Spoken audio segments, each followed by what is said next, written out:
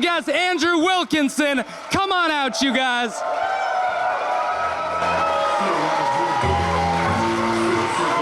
Extra mics.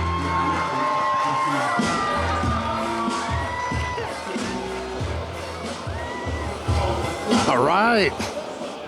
So we are backstage and we saw like all the bands that have played here. It's like Franz Ferdinand and like the Killers and all these cool things. And I heard the sound guys. First of all, sound guys, I want to apologize. I heard them talking before this and they're like, "What the fuck is this?"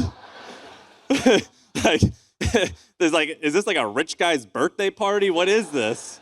I think they thought it was a graduation happening.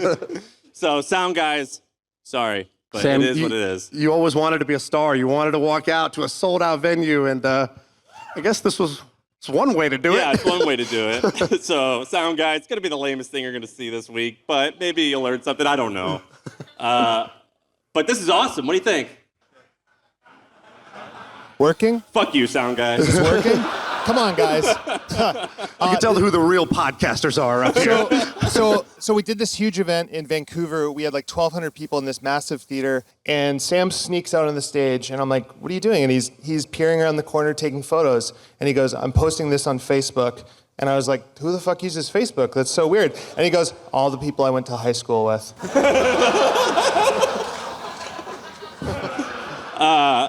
And so we wanted to start off by saying, we were laughing backstage, and we were like, right before we came on, we're like, we got to talk about Nick Gray. Has anyone here met Nick Gray? That was the guy that was just talking. I just met him for the first time last night. He is, I don't know if he's the most interesting man in the world, but he's like the most interesting man in Texas, for sure. I'll give him that. I feel like on this show, we always talk about billionaires, and there's a lot of money billionaires, but Nick is a friend billionaire.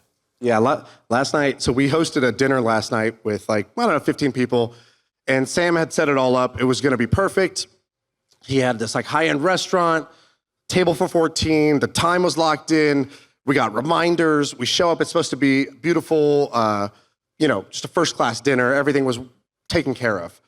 And we get there, and immediately the plan was blown up. It was raining outside. It starts raining like crazy, and our seat was like half outside. Yeah, so we weren't gonna be able to do it. Immediately, Nick Gray improvises. He's like, "Hold on. You 6 to the bar," and then he sprinted, because I pulled up, I saw him running, and I was like, "Nick Gray, where are you going?" And he was like, "I'm scoping out a venue." And he, I don't know where he went. He runs into this place, and he's like, "Hey, is this a event space?" And it's soaking wet. Yeah, and the women look at each other, and they're like, "What?" And he goes, "What's the name of this place?" And they go, "It's called Miss Kitty's." And he's like, "Are you guys an event space? What do you do?" He goes, "We wax women." And he goes, "Oh. I got 15 dudes outside. Do you have an event space or not?" But he did. He found us this like abandoned shack almost, this amazing place. And he got us. It was really like a shed. It was an abandoned shed, but it was like, I don't know, it was perfect. It was exactly what we needed. It was outside the rain. We were all in there. It was quiet. We could talk. And he hosts this thing. So what Nick does is he has this book called, I think, the 2-Hour Cocktail Party. And he's basically perfected the art of a 2-hour party. And I got to see it firsthand. He takes out his harmonica to like get everyone's attention. And then he has this way of getting everybody to open up, to talk, to sit in the right places, to do the right things. And it was incredible. The best part though was he saved you. So Nick is looking around and he walks up to me, he goes, "Hey, are you all good? Everything good?" And I say, "Okay, I want to go to the shed. I'm excited. I'm a little bit cold though. Is it gonna be heated?" And he goes, "Hold on, I'll be right back." And he runs outside, and like Sam said, it's like pouring rain. I don't know if you guys witnessed this yesterday, but it was insane. He comes back, he's soaking wet. He looks like that scene in Glenn Ross when the guy's like at the doorstep, and he brings me this sweatshirt, which he had paid like $70 for. That's who Nick Gray is. And the reason we're bringing this up is not because we like him, To be clear, we like him. To be clear, we like him, but that's not why we're bringing this up. But on our pod, My First Million, and by the way, is everyone here? Is there anyone who doesn't listen to MFM here? Who's here for the graduation? Yeah, okay. And who here actually listens to us regularly? All right, that's good enough. And so we bring up all these like weird businesses that a lot of people haven't heard about. And this one is probably the weirdest one. He told me he was going to write this book about a cocktail party. I thought it was a horrible idea. And so far, he's sold 11,000 copies of this book, which is insane. And and so we have this dinner, and we meet all these interesting people at this like 14-person dinner. I think we had a guy there who sold a company that sold dog supplements, which is like the greatest business ever because who knows if it works, right? Like you have no idea. He sold his company for $650 million. It was insane. And he was telling us a story about this. We had another guy who sells also dog-related dog ramps. So your old or small dog can like go up on the couch. And he does $18 million a year in sales. There was another guy there that has a website that is like a marketplace so you can rent a tractor, and it's killing it. We had a person who has owns a bunch of car washes that does tens of millions in profit. What else do we have? Anything else that was weird? It was crazy. It was different than San Francisco. If you go to San Francisco or New York, you get one type of entrepreneur. You get the AI, crypto. You get that in SF. In New York, you get something else.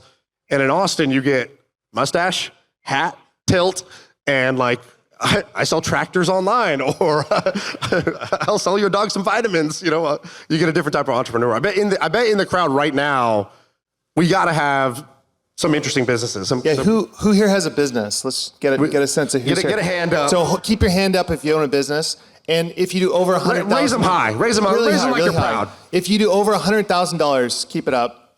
If you do $500,000, keep it up. 1 million, 5 million. Okay, we got a few. Okay, Hold on. 20 million. Anybody? No. Okay, back to 5. No. We got them over here. We got a couple. Okay, 20 million. 20 million and up. We got one over here. Okay. 2 here. Okay. One in the back. Any of them profitable?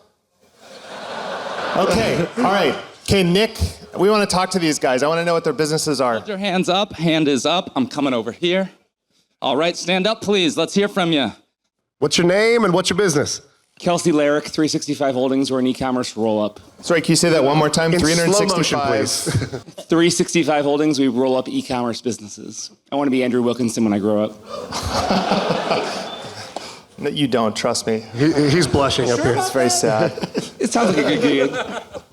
Okay, great. Who's the guy next to you? Justin Turner, Traction Capital. We have a business that sells equipment to fire departments. What do you mean? I love the way you said all that, but can I just try being you for a second? Shaan Puri, dad of the house, changed diapers. Like you just said an awesome thing, but with such you probably read about me. That's the vibe I got. We sell like $37 million worth of equipment that fire departments use and firemen use every day. Like a hose? Yeah, hoses, nozzles, Uniforms. uniforms. And why is and what about competition? Is it just like you're the only one in town, there's only one place to buy them? Or do you have a moat of some kind? We have exclusive distribution relationships in 9 of the western states in the U.S. How much profit on $37 million in revenue? It's about 10% margin. Does it feel uncomfortable when I ask you these questions? Should I ask what do you look like naked? What was it like when you lost your virginity? There's only one way to find out. This data is wrong every freaking time. Have you heard of HubSpot? HubSpot is a CRM platform where everything is fully integrated. Whoa, I can see the client's whole history, calls, support tickets, emails, and here's a task from 3 days ago I totally missed. HubSpot, grow better. All right, what else? And who else? Who's got a weirder story than that? Anybody got a weirder story than that? Put your hand up if you got a really weird business. Okay, she immediately was like, weird? Yes. Yeah, Nick. Hold on one sec, please. Hold on. Okay, so this is a paper koozie, but I own a 40,000 square foot print warehouse, and we print real koozies. So it's really niche and it's really random. Not these small boy koozies that we handed out. How long have you been running your business for? I've been in business for 8 years, but we do a lot of different types of printing. Did you become a millionaire selling beer koozies? That was my first largest e-com store that I created, yeah. Selling koozies because I'm from the Midwest and we drink a lot of beer. And that's You look like you're from the Midwest. Yeah, I just moved to Austin though. You and I look. I'm close to St. Louis actually. Is that your sister? What's going on here? Yeah. We can be cousins. Anyone else have a really, really weird business? Like dog ramp level weird business? Tell them to let the freak flag fly. Oh, here we go. Guy with the Austin stash. There it is. The capital V-neck shirt. You just grow those when you fly in. As soon as you cross the border, the mustache just pops up. We make custom dog treats for hospitality businesses. So like when the Ritz-Carlton has guests come with dogs, we provide the dog treats that they give to their guests. And why wouldn't they just use normal dog treats? Just because ours have their branding on them. Oh, very smart. How big is that? We started 10 months ago, and we've grown it to $500,000 in 10 months at run rate. Wow. That's cool. All right. This is cool. We're gonna hear more businesses because a little bit later we're gonna do like a Shark Tanky type of thing with a bunch of pitches. Yeah, We could put the lights down. 2 times. Okay, there we go. So the cool part about like doing this stuff is we get to meet all these interesting people who are succeeding and some are failing, which is actually just or more interesting. But speaking of a big success, Andrew over here took his company public. I thought you were pointing at me. I was like, No. Andrew over here just took his company public. It's called Tiny. It's not that tiny. Yeah, that should be the tagline. It's not that tiny. And he was telling us a story that we had not heard about almost selling the company like 6 This years. was a backstage story. Can we tell it? I think we could. Yeah, we can tell it. So there's really 2 stories. So one. By the way, if you don't know, I got to do the intro. Andrew started this thing called MetaLab. It was an agency that made a bunch of tech stuff for big companies. Using the profits from that company, he then started buying and investing in other companies, which holdco was called Tiny. He recently took it public last week. It's now trading at 850 million Canadian dollars, which is only like 600 million bucks in real money. No, but it's a huge success. But it all started because he had this agency called MetaLab where he was, like I said, doing stuff for tech people. But you were saying earlier that how that was like the foundation for the success of everything else. But you almost did something crazy early on. Yeah, so I almost wouldn't be sitting here. So we were sitting at dinner the other night and talking about this, and there's 2 stories. So one, I got very excited. When you have a business, you always know how much it sucks, how hard it is to run, and you always admire other people's businesses. And so I always wanted like a SaaS business, a sexy business. And so I started one. I started this productivity business called Flow. It was like Asana, except we didn't raise any money, and we had a great product, but it just didn't go anywhere. Like task management software. Task management, which is like one of the hardest things to do. One of the hardest businesses in the world. And I got so excited about it at one point that I was up at like 11 o'clock at night. I was feeling all manic. I'd probably had a couple beers. And I sent this email to the entire staff. And I said, guys, we're shutting MetaLab down. We're going all in on Flow. And Chris, my business partner, who's here somewhere. Where's Chris? Chris is over there. Chris was the CFO at the time, and he looked at the numbers, and he was like, we will be out of business in 3 months. How big was Flow at the time? Flow was doing like 300K of revenue, and MetaLab was like 2 million or something like that.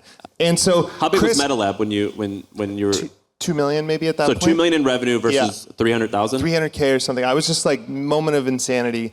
And Chris went around to all the employees quietly and was like, please don't leave. Please don't leave. We'll be bankrupt in like a week, and save the day. And then the second story was Chris and I, running an agency is really stressful, and we got this offer for the business to sell it for 15 million. This is about 8 or 9 years ago, almost 10 years ago. And 15. And we actually went through the whole process, spent 4 months going back and forth with this private equity firm. We signed the documents. My lawyer calls me in, quivering hand. I sign the documents, and the wire's supposed to come in the next day. And so I wake up, I go to my local bank branch, I go to the ATM, and I look at the balance. My balance is the same. And I think, okay, it's probably going to come in later. So I check later, nothing. Next day, nothing. Next day, nothing. I call the guy at the private equity firm, and he goes, hey, man, I'm really sorry, but we weren't able to finish closing our fund.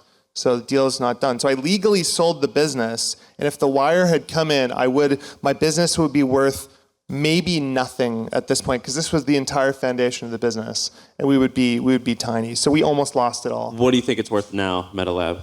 I don't know, hundreds of millions for sure, but I don't know. So it all could have just one decision. Actually, you made the decision. And it was all driven by anxiety, right? It's panic. I'm sure every one of you that runs a business, everyone knows how miserable it is inside, right? You talk to people, you look at them on the outside, you go, they're an amazing operator, they have a great business.